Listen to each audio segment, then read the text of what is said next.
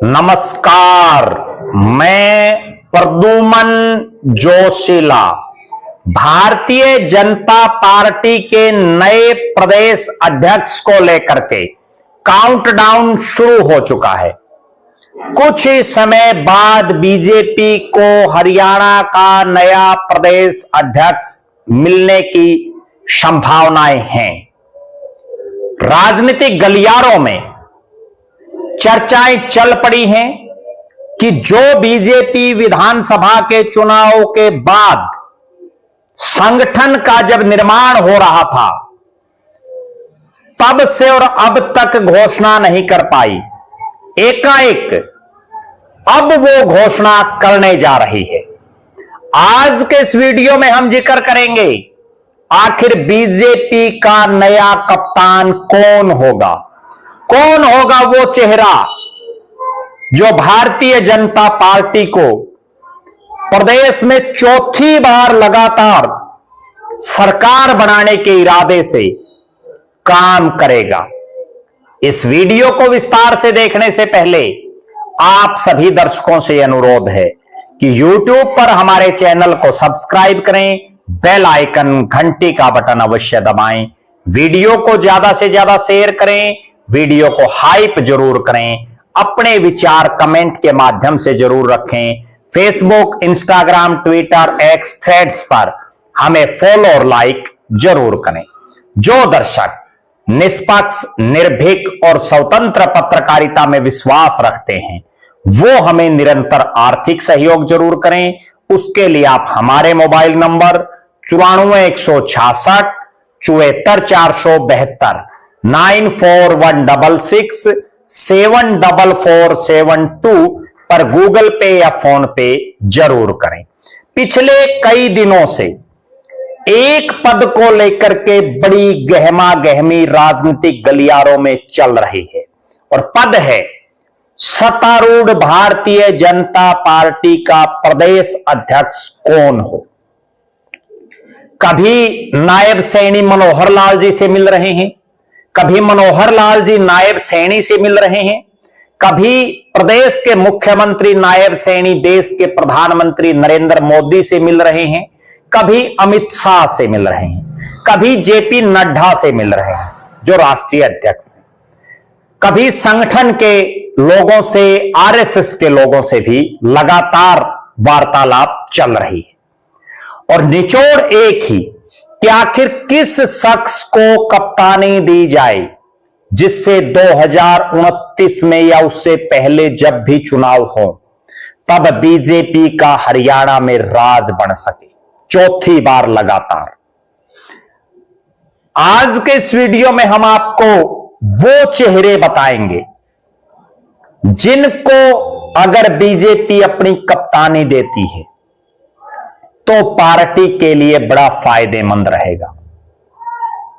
मोहनलाल बड़ौली जो नायब सिंह सैनी के मुख्यमंत्री बनने के बाद पार्टी के प्रदेश के अध्यक्ष बने, उन्होंने पार्टी के लिए एक ऐसा सेक्रीफाइस किया कि उन्होंने खुद विधानसभा का चुनाव नहीं लड़ा और 90 के 90 हलकों पर खुद लड़ने की जिम्मेदारी ली और परिणाम पहली बार 48 यानी सबसे ज्यादा विधायकों के साथ तीसरी बार सत्ता में बीजेपी आई। बड़ौली साहब का कार्यकाल भले ही उनको कुछ समय का मिला लेकिन पिछला लगभग 1 साल से ज्यादा का समय उनको केवल इसलिए मिल गया कि बीजेपी ने हरियाणा को लेकर के अपना नया प्रदेश अध्यक्ष नहीं बनाया। फिलहाल वही प्रदेश अध्यक्ष हैं। एक मजबूत चेहरे के तौर पर आज भी प्रदेश अध्यक्ष के दावेदार को लेकर के उनकी दावेदारी है और उसके पीछे सबसे बड़ा कारण आज के इस वीडियो में मैं आपको वो कारण ही बताऊंगा कि किस नेता को किस वजह से कप्तानी दी जानी चाहिए या दी जा सकती है। मोहनलाल बड़ौली का सबसे प्लस पॉइंट बड़े शांत स्वभाव के, डेडिकेटेड पार्टी के लिए, मुख्यमंत्री के साथ जबरदस्त ट्यूनिंग। हालांकि अपने स्तर पर कोई बड़ा चेहरा खुद नहीं बन पाए, लेकिन पार्टी के लिए अपना सर्वस्व दांव पर लगाने वाले शख्स हैं मोहनलाल बड़ौली। पहला हक इस प्रदेश अध्यक्ष की कुर्सी पर उन्हीं का दिख रहा है। अगर उनको रिप्लेस किया जाता है तो पार्टी को उससे पहले यह सोचना चाहिए कि मोहनलाल बड़ौली राय से विधायक रहे, जिला सोनीपत के प्रधान रहे, प्रदेश के महामंत्री रहे, फिलहाल प्रदेश के अध्यक्ष हैं और उनकी प्रदेश अध्यक्ष की इस जो उनकी पारी है, इसमें उन्होंने बीजेपी को आज तक के इतिहास में हरियाणा में सबसे ज्यादा सीटें दिलाने का काम किया। 2024 के लोकसभा चुनाव में मामूली अंतर से सोनीपत लोकसभा से वो चुनाव हार गए।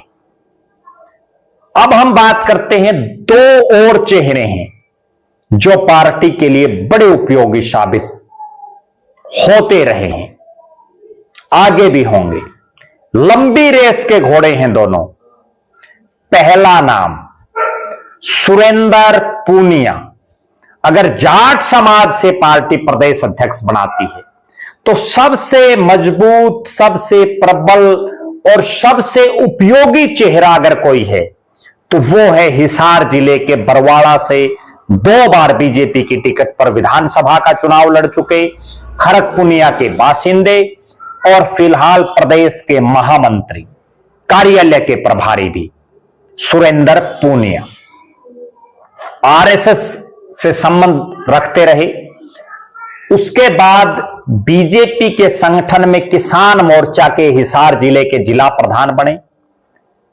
डॉक्टर कमल गुप्ता जब जिला के प्रधान बने तो उनको जिले का महामंत्री बनाया गया।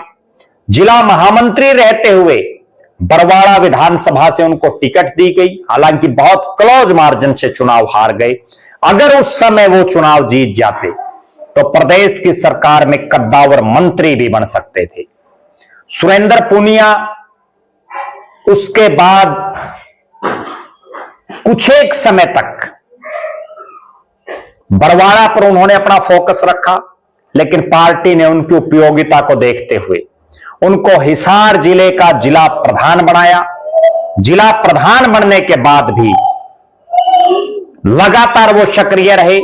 उनकी उपयोगिता को देखते हुए पार्टी ने, उनके समर्पण को देखते हुए पार्टी ने उनको प्रदेश का महामंत्री बनाया और प्रदेश महामंत्री बनाने के बाद उन्होंने दिन देखा ना रात देखी। मोहनलाल बड़ौली की तरह उन्होंने भी अपनी टिकट संगठन के नाम कर दी और चुनाव नहीं लड़ा। 90 के 90 हलकों पर चुनाव लड़ाने का काम उन्होंने किया।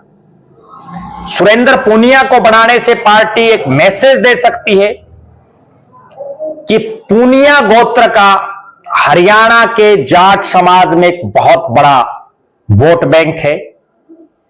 पार्टी के डेडिकेटेड हैं, समर्पित सिपाही हैं। हर उतार चढ़ाव उन्होंने देखा है, चौधर भी देखी है, माड़े हालात भी देखे हैं। पार्टी के एक एक कार्यकर्ता से अपनापन उनका है। इस लिहाज से अगर जाट समाज से पार्टी किसी को बनाए तो सुरेंद्र पूनिया सबसे उपयोगी दावेदार हैं।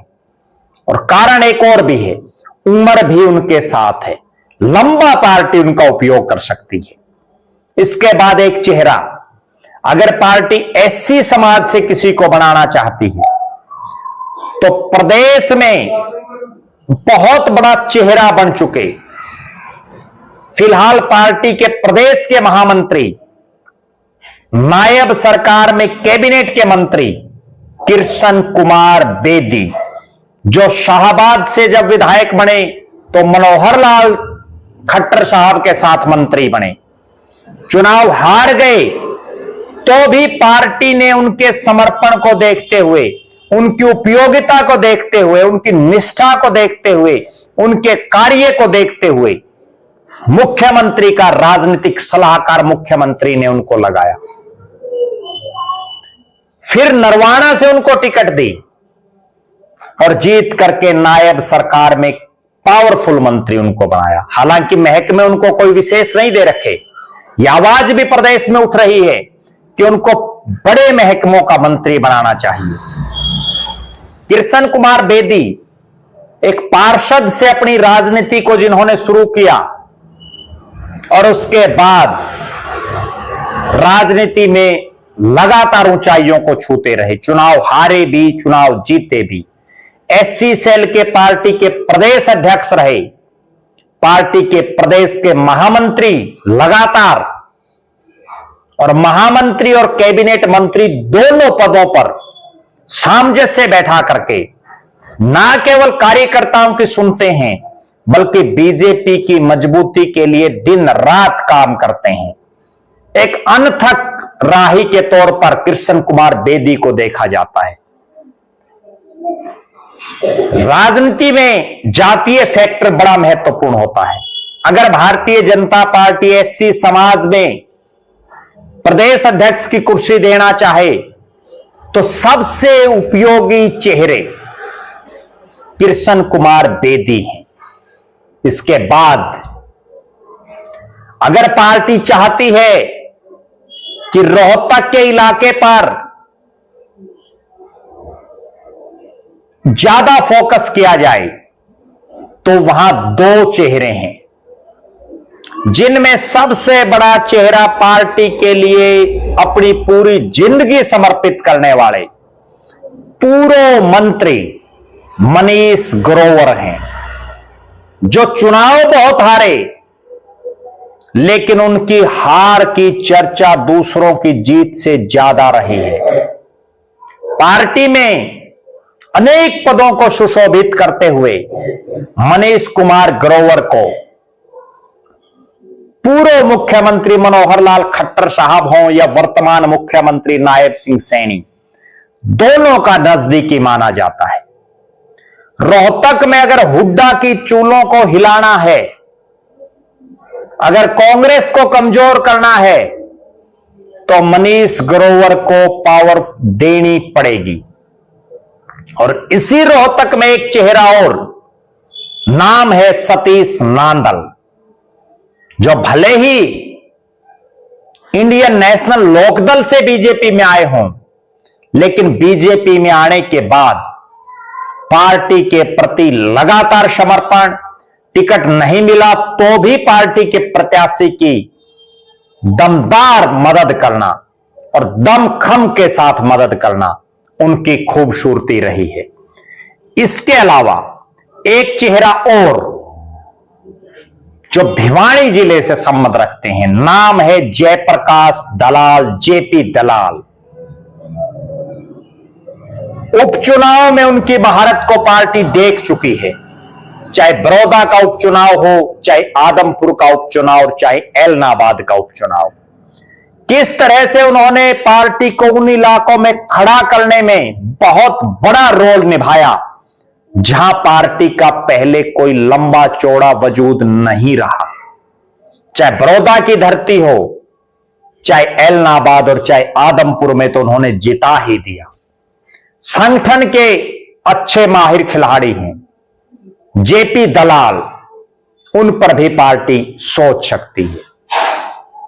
इसके बाद कई चेहरे और हैं जिनके नाम राजनीतिक गलियारों में चल रहे हैं, जिनमें पूर्व सांसद और संगठन के बड़े खिलाड़ी संजय भाटिया, मुख्यमंत्री नायब सिंह सैनी के नजदीकियों में शामिल पूर्व मंत्री असीम गोयल, मनोहर लाल खट्टर के राजनीतिक सलाहकार रहे, फरीदाबाद के जिला प्रधान रहे अजय गौड, पूर्व विधायक पलवल से दीपक मंगला,